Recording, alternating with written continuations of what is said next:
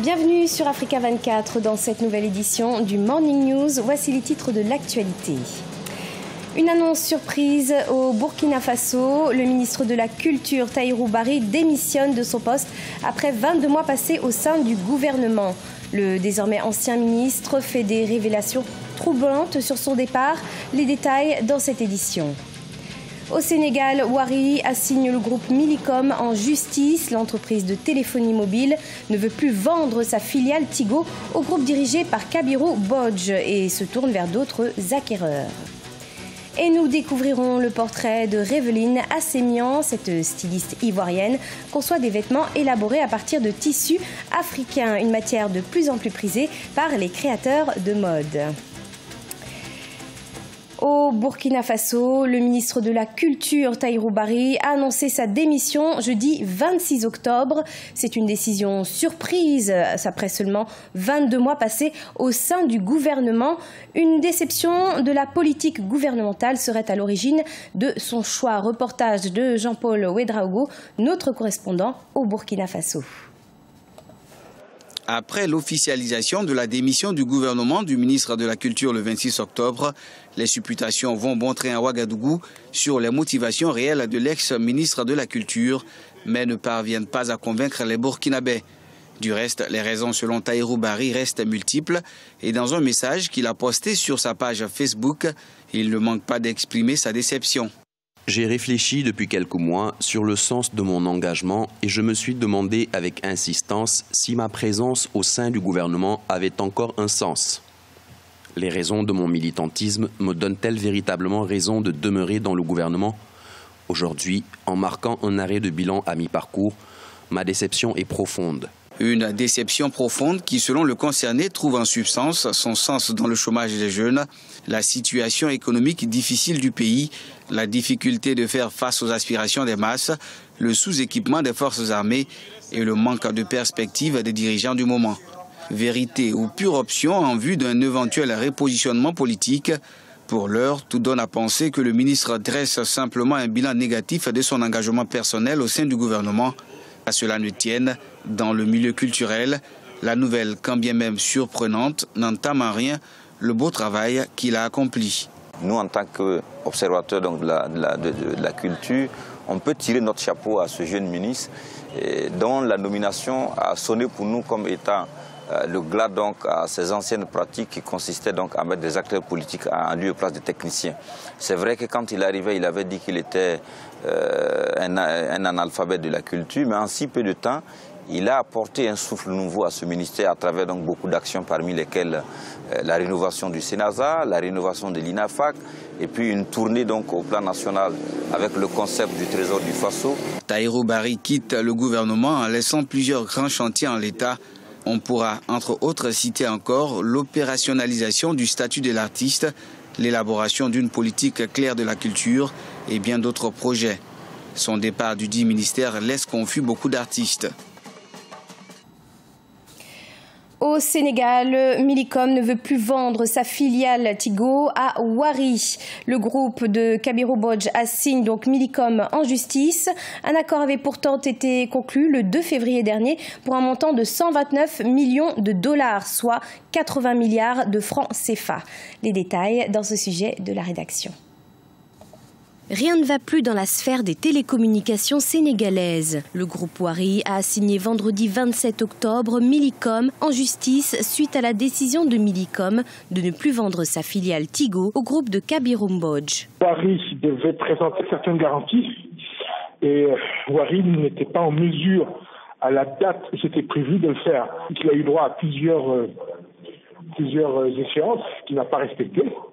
Et donc Millicom a dénoncé la convention et maintenant il y a quelqu'un d'autre qui est sur la ligne. Et visiblement cet autre-là s'est allié avec une miel de fruits et la proposition a l'air d'être sérieuse. La signature d'un décret présidentiel datant du 1er août 2017 approuvait pourtant la cession de la licence d'établissement et d'exploitation des réseaux de télécommunications à Wari. Une notification avait d'ailleurs été envoyée mercredi 18 octobre à Millicom de la disponibilité de l'argent pour finaliser la vente. pour Wari, c'est une question d'image, c'est une question de réputation. D'un autre côté aussi, Wari n'est pas dans la téléphonie. La bonne question qu'il faudrait se poser, c'est pourquoi Millicom vend. Aujourd'hui, Orange est là, Expresso est là au Sénégal, Millicom est une société internationale. Pourquoi elle vend son antenne de Dakar? Un pacte qui avait été conclu le 2 février dernier pour un montant de 129 millions de dollars, soit près de 80 milliards de francs CFA. Millicom refuse de prendre l'argent. Pour Wari, le contrat n'est pas respecté. Le groupe Millicom sera donc assigné en justice le 13 novembre prochain. En Côte d'Ivoire, un décret initié par le ministère ivoirien du Commerce est en préparation. Il devrait instituer la vente à la pesée au plus tard pour juin 2018. Une phase transitoire est prévue. Elle permettra de sensibiliser les populations et les opérateurs économiques avant que cela ne soit effectif. Un sujet de Marcel Farba Maroun.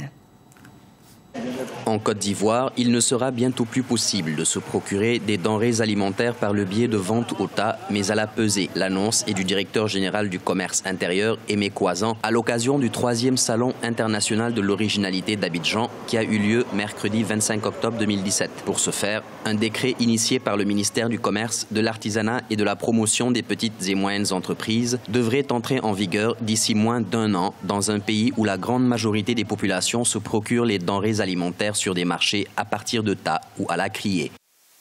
Entre la prise du décret et l'application, il y aura une phase transitoire qui va durer 6 mois de sensibilisation des populations et des opérateurs économiques avant que cela ne soit effectif au plus tard juin 2018. Il s'agit de décrets d'application qui sont en préparation et qui précisent que sur l'ensemble du territoire ivoirien, la vente se fait à la pesée et non plus au tas. La vente en Côte d'Ivoire doit se faire à base de mesures réglementées. Cette décision, prise en 2016 par le gouvernement ivoirien, devrait permettre d'accentuer la compétitivité de l'économie nationale. La nouvelle mesure donnerait également la possibilité aux autorités ivoiriennes de réduire la fraude.